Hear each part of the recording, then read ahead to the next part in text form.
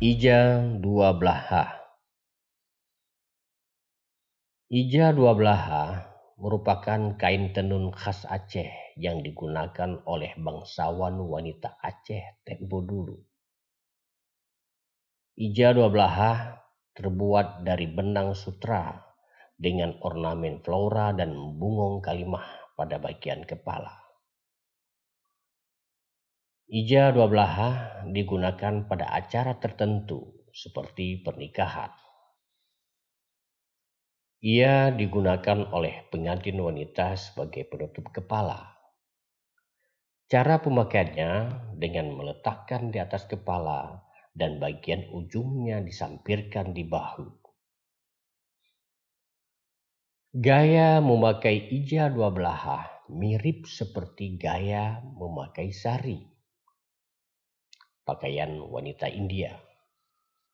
Hal ini tidak mengherankan karena budaya Aceh banyak dipengaruhi oleh budaya India. Benang sutra yang digunakan untuk menenun ija dua belaha berasal dari India dengan kualitas bagus.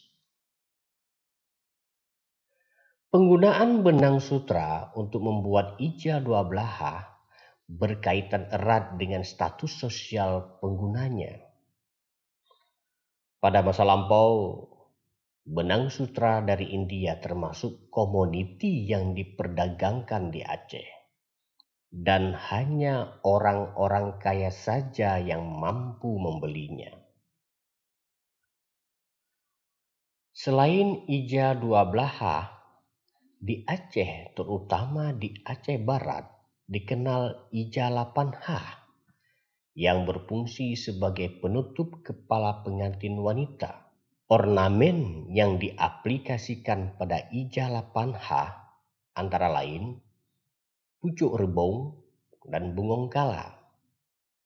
Warna yang sering digunakan untuk membuat ija dua belaha dan 8H antara lain hitam, merah, biru tua, nila, atau ungu tua.